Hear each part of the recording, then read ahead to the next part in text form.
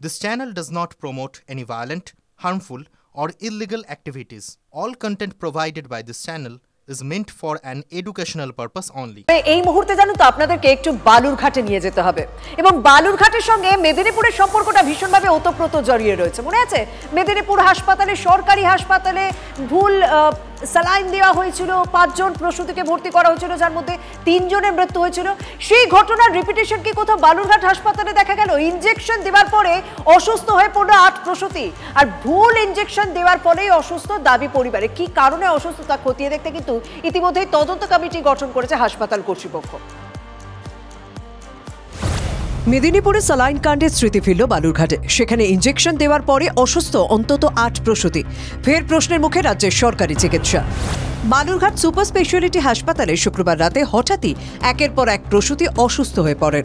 শুরু হয় কাঁপুনি, পাশাপাশি শ্বাসকষ্ট দেখা যায় রোগীদের পরিবারের অভিযোগ ভুল ইনজেকশন দেওয়ার ফলেই অসুস্থ হয়ে পড়ে। প্রচন্ড অসুস্থ হয়ে গিয়েছিল। আরো সবাইকে কি দিয়েছিল? সবাই একই অবস্থা, ভুল ইনজেকশন দেওয়া হয়েছে।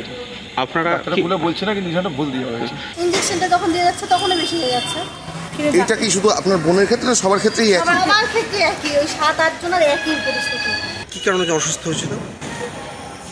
ইনজেকশন আটা দিচ্ছে। কে দিচ্ছিল? সিস্টাররা দিচ্ছিল। আচ্ছা, তারপর কি হলো? কাঁপুনি আসছে। ঘটনা জানতে পেরেই হাসপাতালে পৌঁছে যান জেলা মুখ্য স্বাস্থ্য আধিকারিক সুদীপ দাস। এটা আন্ডার ইনভেস্টিগেশন আছে। আমি এক্ষুনি কোনো রকম কোনো কনক্লুশন আমি এক্ষুনি টানবো না যে কেন হয়েছে বা কী জন্য হয়েছে। যে ব্যাচ শুধু দেওয়া হচ্ছে সেই ব্যাচের ওষুধটাকে আমরা তবু শুধুমাত্র বালুরঘাট হাসপাতালে আমরা বন্ধ করতে বলেছি। তবে এই প্রথম নয়, এর আগে মেদিনীপুর মেডিকেল কলেজ ও হাসপাতালে ছত্রাক গজানো বিষ স্যালাইন দেওয়ার ফলে 3 প্রসূতির মৃত্যু হয়। বারবার সরকারি হাসপাতালে একের পর এক গাফিলতির অভিযোগ।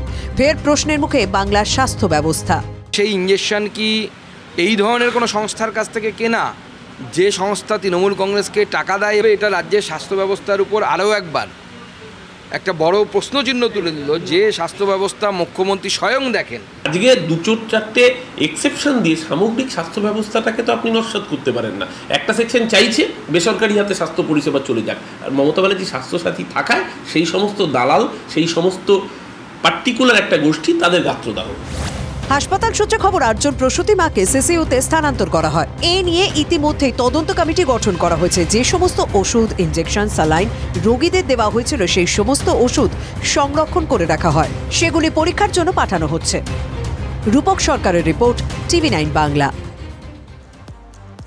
আর এই বালুরঘাট হাসপাতালে প্রসূতিদের ভুল ইনজেকশন দেওয়ার ঘটনাতে বিক্ষোভ দেখিয়েছে একদিকে বিজেপি, অন্যদিকে সিপিএম।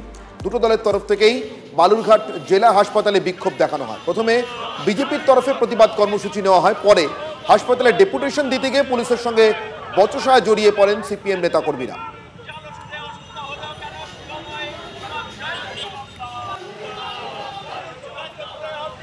পরবর্তী সময়ে বালুরঘাট জেলা হাসপাতালে একইভাবে ডেপুটেশন দিতে যান আরএসপির নেতা এবং কর্মী সমর্থকরা, কিন্তু ডেপুটেশন নিতে অস্বীকার করা, এমনকি হাসপাতালের ভিতরে ঢুকতে পর্যন্ত না দেওয়ায় তারা জাতীয় সড়ক অবরোধ করে রাখেন কিছুক্ষণ।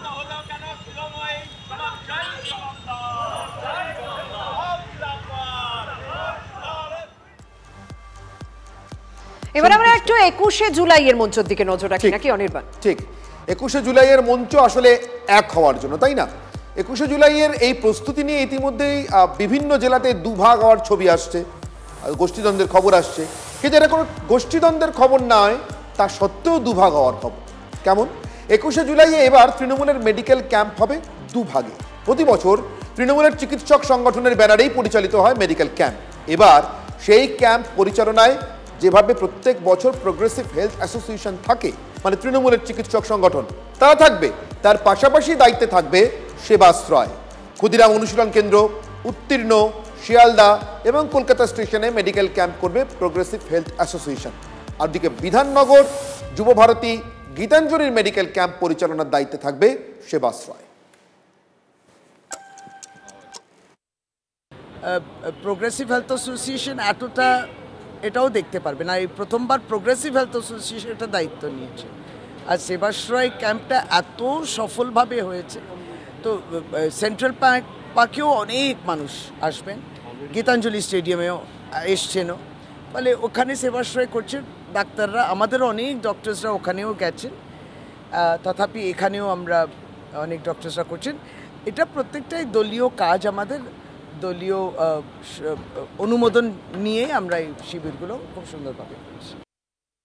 সেবাশ্রয়ী আমাদের কলকাতার 21শে জুলাইয়ের সবচেয়ে বড় ক্যাম্প, আমাদের সুজিত বসুর নেতৃত্বে যে চলে সেখানকার মেডিকেল ক্যাম্প সেবাশ্রয় পরিচালনা করবে। একই সঙ্গে আমাদের গীতাঞ্জলি স্টেডিয়াম, সেখানেও প্রচুর মানুষ থাকে। সবচেয়ে বড় দুটো বাল্ক অফ পিপল আমাদের তৃণমূল কংগ্রেসের যারা সৈনিক তারা থাকে। পিএইচে কোথায় কোথায় ক্যাম্প করছে? পিএইচের ব্যাপারটা বলতে পারবো না আমি ঠিক, কারণ পিএইচের সভানেত্রী হচ্ছে, নতুন সভানেত্রী হয়েছে আমাদের শশী বাজা, উনি মনে হয় ভালো বলতে পারবেন, ডাক্তার শশী বাজাই বলবেন। আর 21শে জুলাইয়ের একটা বড় ঘোষণা করে দেবো আপনাদের জন্য, কারণ 21শে জুলাইয়ের দিন সব থেকে বড় কভারেজ থাকছে TV9 বাংলায়। প্রত্যেকটা মুহূর্তে, প্রত্যেকটা দিক থেকে, প্রত্যেকটা রাজ্য থেকে আপডেট থাকছে শুধুমাত্র TV9 বাংলায়। এবার আমি একটুখানি মালদার দিকে আপনাদের নজর নিয়ে যাই, জানেন তো, কারণ মালদা গত কয়েক মাসে দেখেছেন তো বারবার সংবাদ শিরোনামে উঠে এসেছে। সেটা খুনের ঘটনা হতে পারে, সেটা ছোট বড় বেশ কিছু ঘটনা হতে পারে, কিন্তু মালদায় কি অস্ত্রের রমরমাও বাড়ছে? কারণ সামনে তো ভোট আসছে। মাত্র 40 থেকে 50,000 টাকা দিলেই হাতে পেয়ে যাবেন বন্দুক। ভাবছেন এত অস্ত্র কোথা থেকে আসছে? উত্তরটা কিন্তু খুব সহজ, জানেন, কারণ মালদার যদি ভৌগোলিক অবস্থান দেখি তাহলেই বুঝতে পারবেন বিহার এবং ঝাড়খণ্ড মালদায় অস্ত্রের যোগান দিচ্ছে। মালদার একদিকে যেমন বিহার এবং ঝাড়খণ্ড রয়েছে, অন্যদিকে বাংলাদেশ রয়েছে। চোরা কারবারে বিরাট বড় করিডোর। গত কয়েক মাসে অস্ত্র উদ্ধার থেকে মিডলম্যানদের পাকড়াও হয়েছে, কিন্তু অস্ত্রের কারবারে লাগাম টানা গিয়েছে কি? আমরা বেশিরভাগই বিহার থেকে ট্রেস করতে পারছি।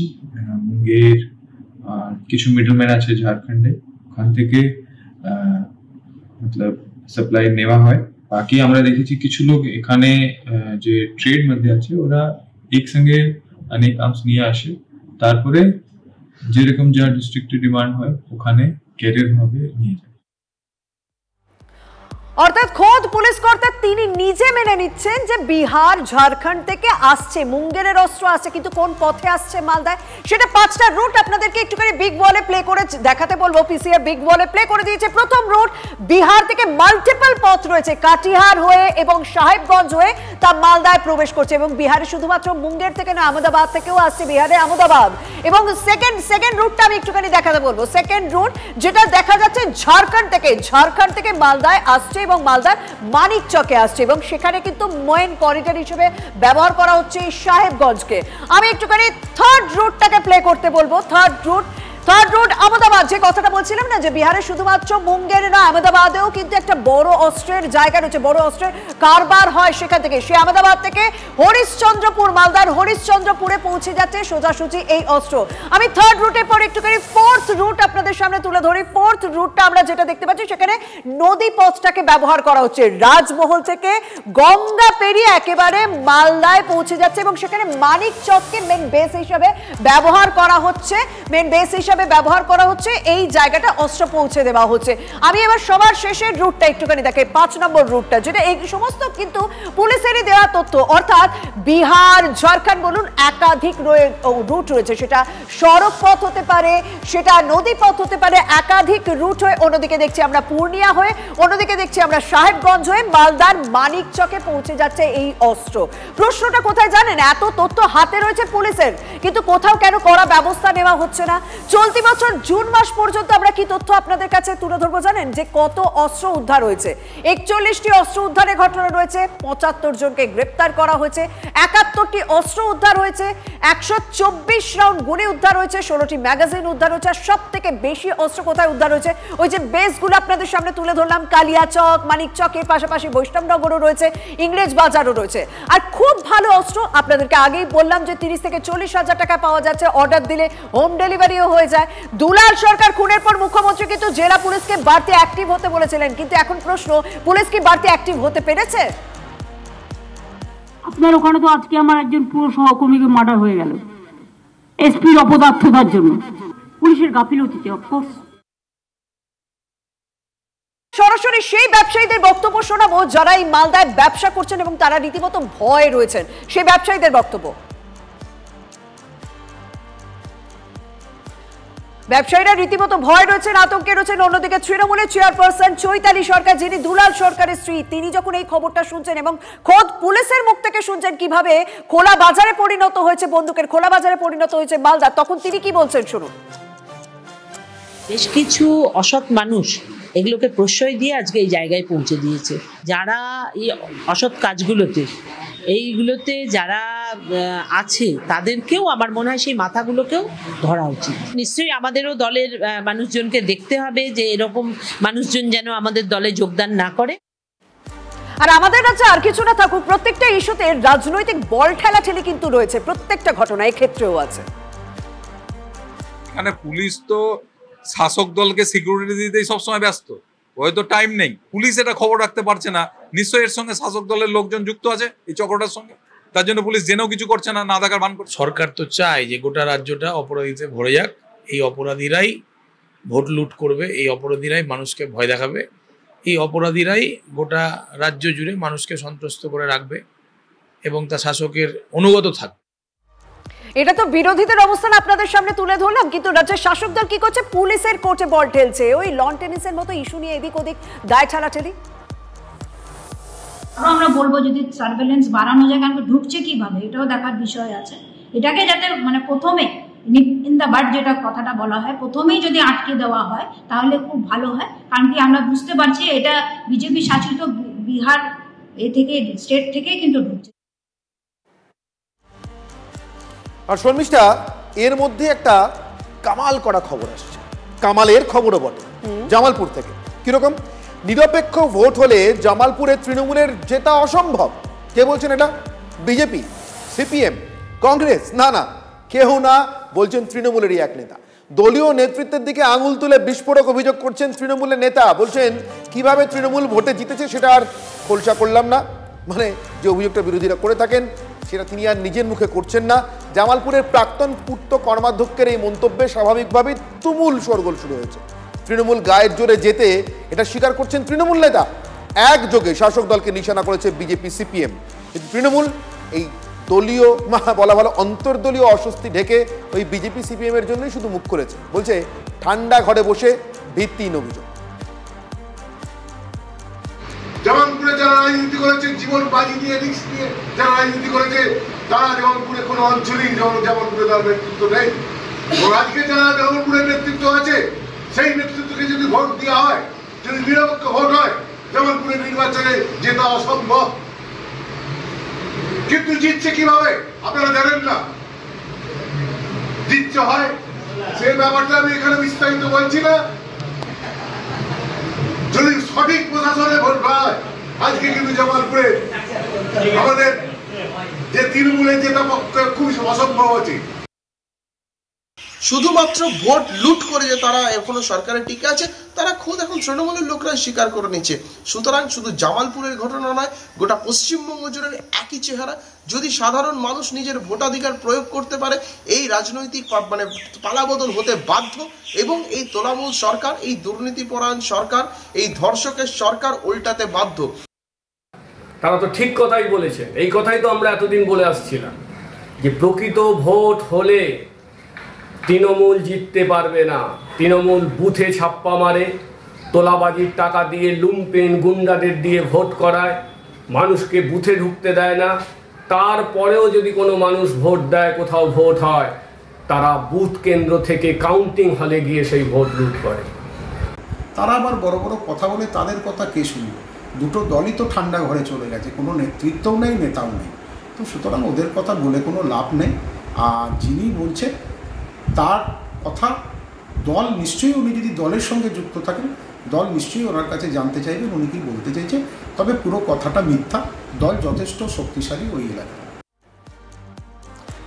এদিকে সংসদে বাদল অধিবেশনের আগে বৈঠকে ইন্ডিয়া জোট।